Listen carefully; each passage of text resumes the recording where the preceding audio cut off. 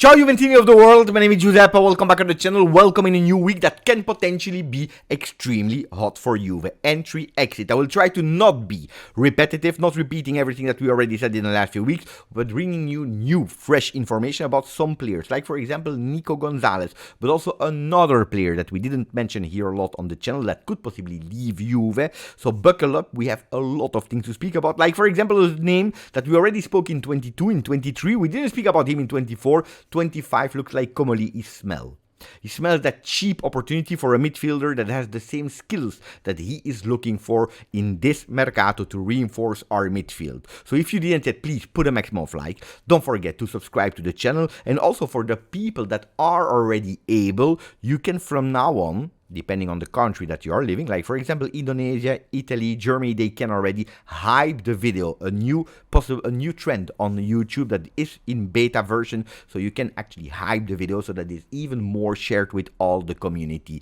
Ragazzi, of course I need to speak about something, about Sinner that did a miracle yesterday, and that's why he's on all the front pages. The first Italian ever to win Wimbledon. For all our tennis fans, congratulations. For all the people that are supporting sport people in Italy, congratulations, bravo Yannick Sinner. Now I take a few minutes to explain you why the wall is still like that, and then we will go towards the news about Juve, but allow me that, people that do not care, you can already skip, of course.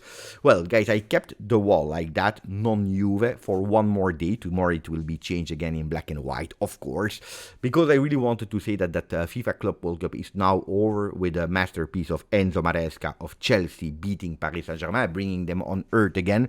But what a tournament it has been for me personally. You remember that story that I told you that I was dreaming about a World Cup for a club since my childhood, when I was playing in the street with my brothers, with my cousins? Well, I was always attracted by a tournament like that. I celebrated when Juve qualified, and I always considered that tournament like a great idea. I know, all the controversy, but now it makes sense why I was attracted by the tournament since I was a kid. For a simple reason, this has been the turnaround of my career as a content creator. Juventus, they asked me to go there to be the host of the Juventus Villages. I already told you, 5 different cities in US, 6 different hotels, 4 meet and greets with the players, 4 villages, thousands of Juventini and fans of the GJustjuve community met.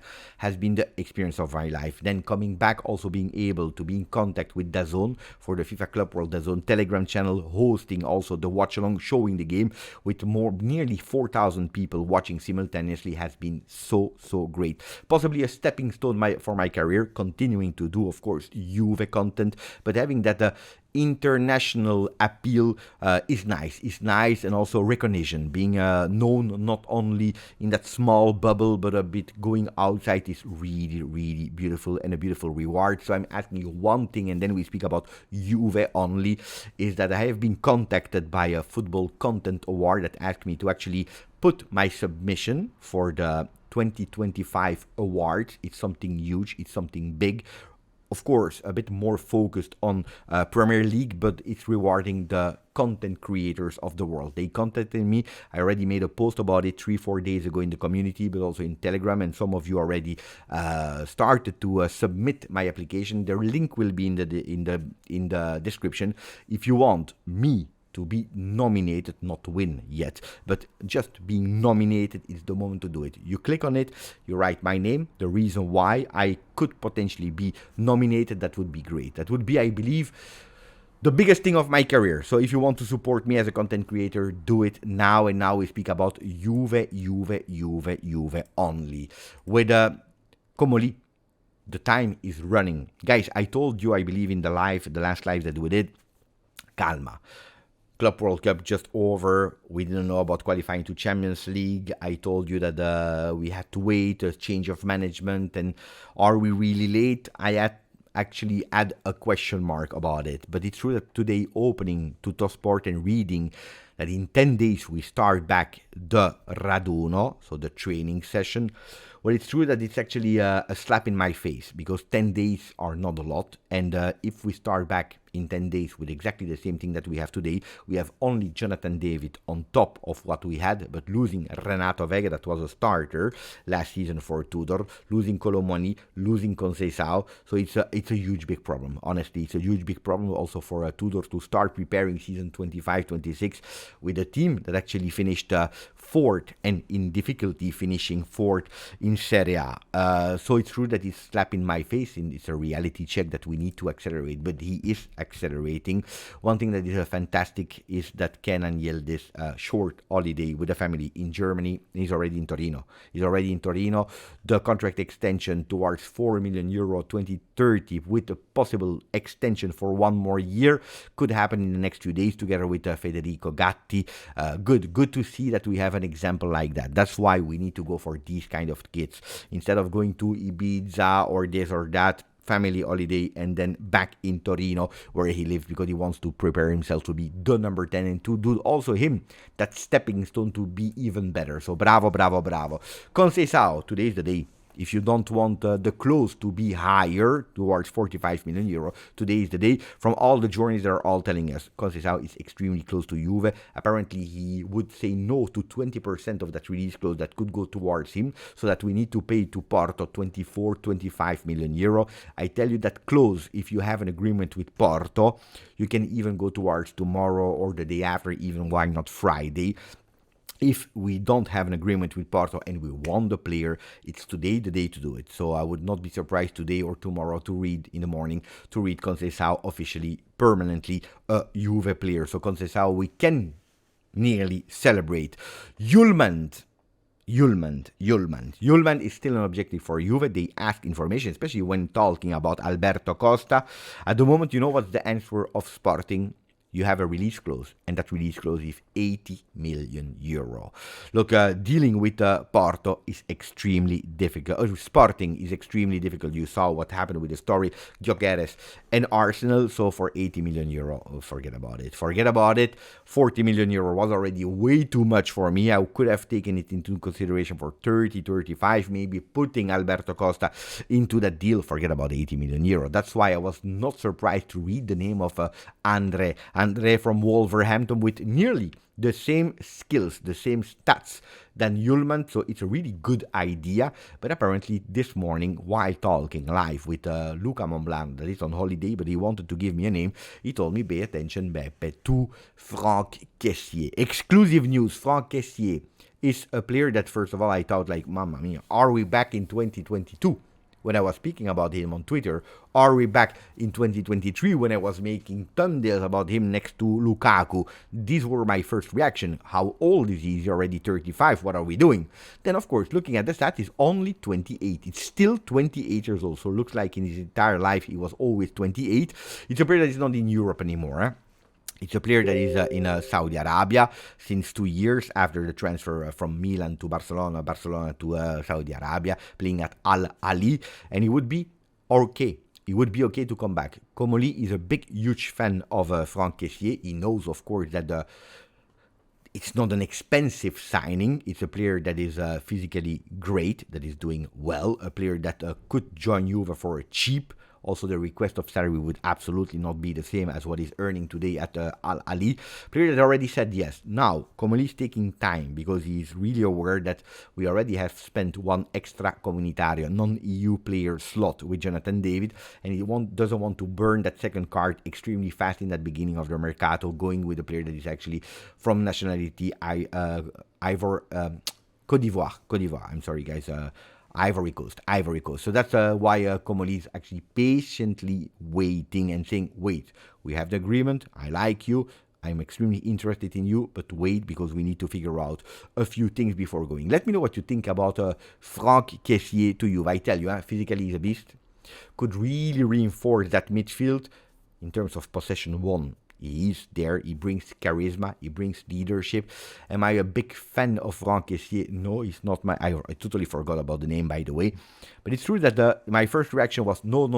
And then I started thinking, Franck Kessié, there are better opportunities on the market. But if you tell me Yulman is 80 million euro, Andre is difficult because Wolverhampton, because Premier League, because they're asking a lot of money, because Xhaka apparently agreed to go to Saudi Arabia to earn 10 million euro net a year. Guys, we need to find alternatives. And a player like that in that midfield, I would not say no. Juventus is also thinking about a new name that today popped up, about Chabot. Chabot that is playing at Stuttgart, left back. No, it's not a left back. It's center back with a left foot, high, physically a beast, another beast, one that knows how to play with the ball. Look, there is one skill that I love from Chabot, that is already 27, is the fact that in aerial duels is a beast. And that's what we are lacking. If you're looking at the stats of Federico Gatti, of Pierre Kalulu, we are really lacking, and we saw it in the season, that aerial percentage that we are really weak, and considered a lot of goals there. So it's a player that is interesting, yes, that is cheap, yes. Now, again, is it a name? Absolutely not. Is it the B name? Absolutely not. It's more or less a C solution, like the name of Pubil, Marc Pubil, that today Tuttosport is telling us pay attention on the right side. We can go for the right back that is playing at Almeria, player of 22 that is really tall, 190. I have no idea who that guy is. Honestly, I have no idea. I'm not the biggest fan, even if it's true that Milan and Wolverhampton are also on the player. For the goalkeeper position, Perin asked to be sold if we are able to sell him. There is that name of Audero that we already spoke about in yesterday's video. He would be absolutely okay. Di Gregorio, that was voted as the best goalkeeper from who scored in that FIFA tournament, is the undiscussed number one. He stays there. There is no alternative anymore. There is no change of who's doing better. Di Gregorio, number one at Juventus Football Club. He proved himself, and now Audero as a second goalkeeper could be even a benefit for the Champions League list, because we know it. He did all his youth with Juve. If you tell me, is he ready to be the number one at Juve? No, but as a second goalkeeper, absolutely yes. There are a lot of teams on Douglas Luiz. But I tell you, and you will probably be sad, he will not be the first one that will leave Juve at the moment. West Ham are on him. Everton are on him. The player knows really well that he has a lot of offers, not only from UK, and he's waiting actually for the best offer for his career. So he's absolutely not in a rush. At least that's what they told me today. So Douglas Luiz will leave Juve, yes. Is he in a rush? No. So don't expect Douglas Luiz to leave this week. But now I told you about Nico Gonzalez. Nico Gonzalez is a player, and I really appreciated what I heard today. He's a player that said, guys, if you don't want me at Juve, I leave. And I appreciate that a lot. It's totally a different story than Dusan Vlahovic. A totally different story than a lot of players that are saying, I don't care, I stay, give me my money, or even if I'm not the starter, or even if I'm not in the plans, I don't care at all. Nico Gonzalez said, guys, if you don't want me, even if I'm a big, huge fan of Juve, I would love to play here. I'm a bit disappointed in how things are going. Look, if I'm not in the plans, and I have a beautiful opportunity, I leave. This is what I heard. Saudi Arabia club is on him, ready to pay 30 million euro to Juve, and then to actually give money to Nico Gonzalez. But I tell you, here there are two other clubs on the player, Everton and Atletico Madrid. Of course, dealing with Everton and Atletico Madrid, they will be a bit more tough in terms of paying the entire value of the player. But of course, staying in Europe, especially in a club like, for example, Atletico Madrid, could be really a good one, a good move for Nico Gonzalez, but I appreciate that a lot.